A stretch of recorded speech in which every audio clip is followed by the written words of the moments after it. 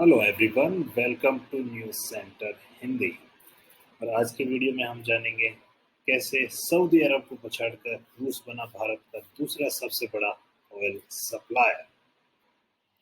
फरवरी 2022 यानी कि यूं कहें, रूस यूक्रेन युद्ध से पहले जहां भारत अपने कुल तेल आयात का केवल 1% हिस्सा रूस से आयात किया करता था, वहीं मई 2022 में भारत अपने कुल तेल आयात का 16.5% हिस्सा रूस से आयात करता है, यानी कि 8,19,000 बैरल केवल मई माह में हमने रूस से आयात किया है।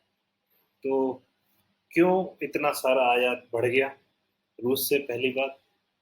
और क्या वो कारण रहे जिससे हम रूस से अपना तेल का आयात इतना जल्दी, इतना मात्रा में बढ़ा पाए। देखते हैं भारतीय तेल आयात में होने वाले इतने बड़े बदलावों के पीछे कौन से रहे कारण। तो अगर कारणों की चर्चा करें तो सबसे जो बड़ा कारण रहा वो तो इंडिया एंड रशिया के जो ऐतिहासिक संबंध है। लेकिन उसके अलावा अगर देखें तो पहला कारण आता है कि जो रशियन ऑयल है वो भारत के लिए 20 से 25% डिस्काउंट पर मिल रहा है, यानी कि $30 प्रति बैरल के डिस्काउंट पे हमको रूस का ऑयल मिल रहा है। पहला कारण। दूसरा कारण, बदलते वैश्विक परिदृश्य में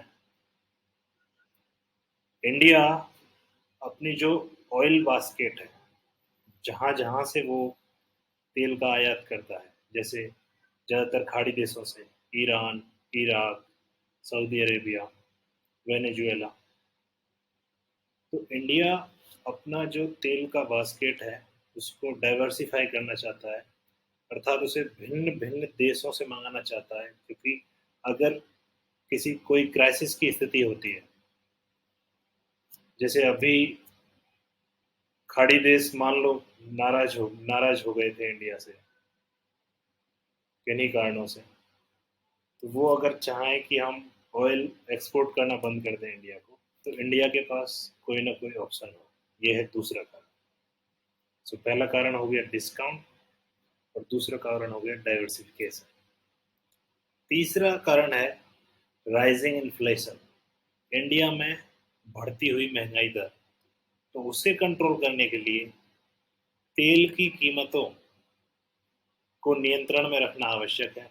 और उसके लिए अगर कहीं से डिस्काउंट में हमको तेल मिल रहा है तो इससे बेहतर कुछ भी नहीं। और इंडिया अपने स्ट्रेटजिक ऑयल रिजर्व भी बनाना चाहता है किसी इमरजेंसी की सिचुएशन में। तो ये तीन सबसे बड़े कारण रहे।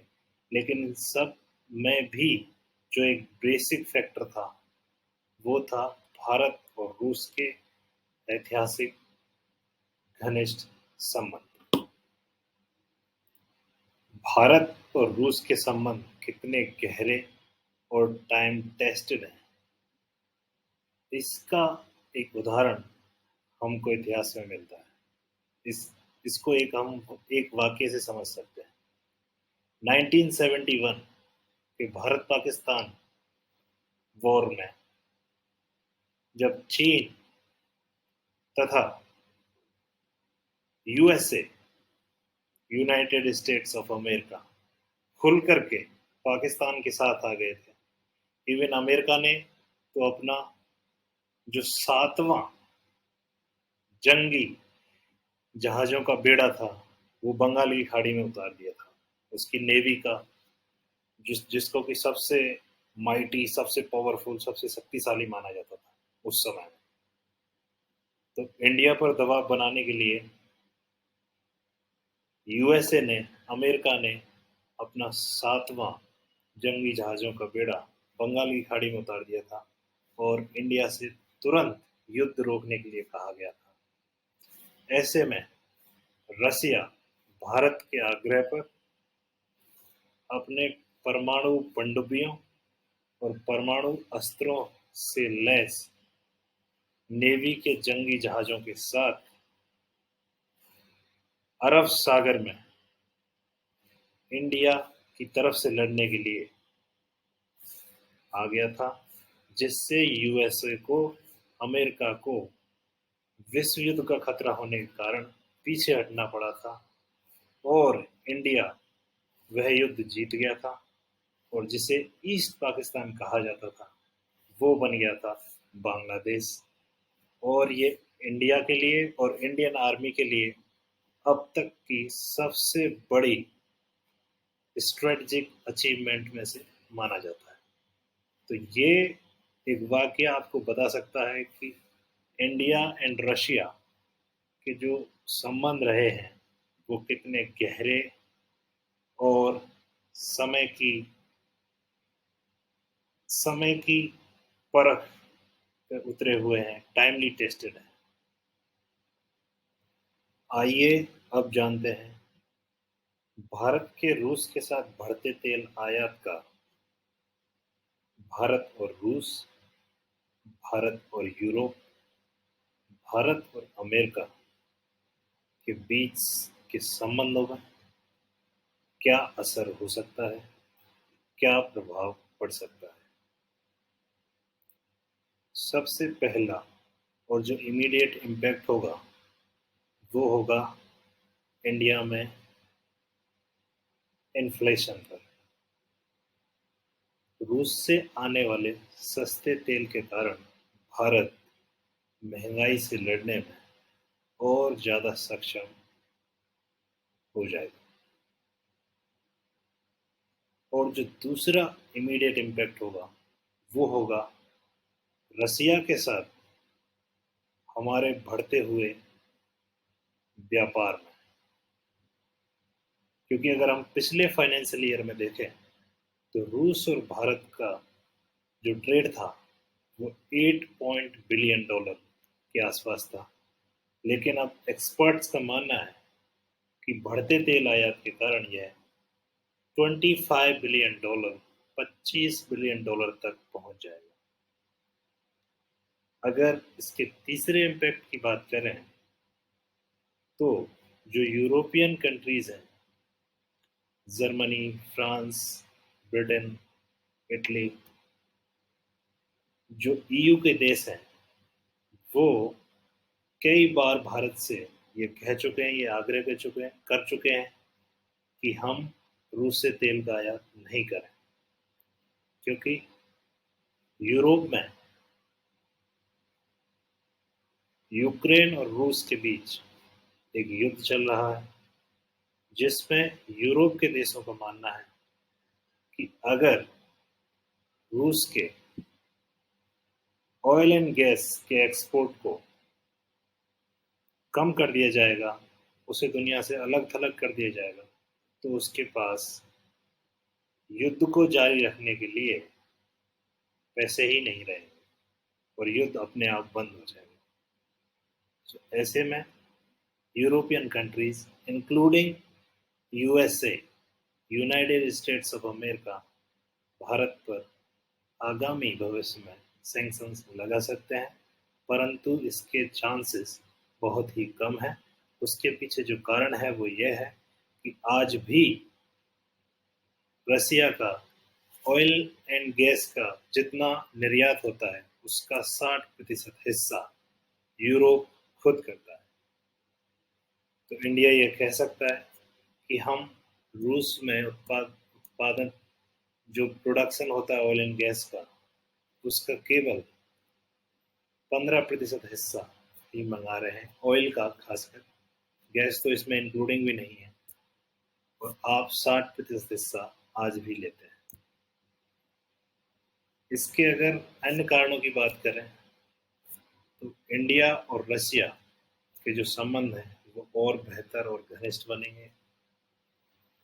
हाँ, इंडिया एंड यूएसए के जो संबंध हैं उनमें थोड़ी खटास आ सकती है। तो ऐसे में ये देखना बहुत ही दिलचस्प होगा कि कैसे इंडिया, रूस तथा अमेरिका दोनों को साध कर चले और अपने हितों की रक्षा करते हुए दोनों को साथ कर चले। ये देखना काफी इंटरेस्टिंग है। और इसका जो एक जो अन्य पहलू बनता है वो ये कि कहीं ना कहीं इंडिया अब यूएसए को, अमेरिका को ये बताने लगा है, न केवल इंडिया बाकी अन्य देश भी, चीन तो बहुत पहले से कर रहा है, अन्य देश यूएसए को ये बताने लग गए हैं कि अब आप जैसे कहेंगे वैसे नहीं होने वाला है। हम अपने राष्ट्रीय हितों, नेशनल इंटरेस्ट को ध्यान में रखते हुए अपना फैसला लेंगे और जो हमारे लिए सही है हम वही करेंगे, ना कि पश्चिम के देश जिसमें यूरोपियन यूनियन और अमेरिका शामिल है, जो वो कह दें, जो वो दुनिया पे लाद दें वही हम करें। ऐसा कोई ज़रूरी नहीं है। इंडिया कई बार इस चीज़ को स्पष्ट कर चुका है कि हम रूस और यूक्रेन में युद्ध नहीं चाहते हैं। हम चाहते हैं कि रूस और यूक्रेन आपस में बातचीत करें और मुद्दे का हल निकालें। लेकिन इसका मतलब यह नहीं है कि अगर इंडिया को कहीं से सस्ते तेल खरीदने की अपॉर्चुनिटी मिलेगी तो वह अमेरिका या फिर यूरोपीय देशों के दबाव में आकर के वह नहीं खरीदेगा। इंडिया अब ऐसा बिल्कुल नहीं करने वाला है। इंडिया को जहां से उसके राष्ट्रीय हित सदेंगे, जहां से उसके नेशनल इंटरेस्ट सदेंगे, वो वहीं से ऑयल भी खरीदेगा, गैस भी खरीदेगा और नए संबंध भी बनाएगा। ये आज का इंडिया है, ये नया इंडिया है। Thank you. Thank you for watching. ऐसे ही इंटरेस्टेड वीडियो देखने के लिए चैनल को सब्सक्राइब करें और बेल आइकन दबाएं।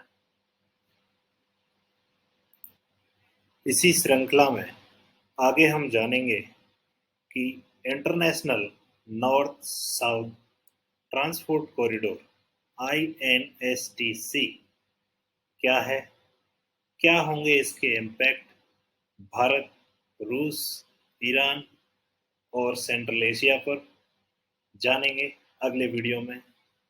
तब तक के लिए नमस्कार, जय हिंद, जय भारत।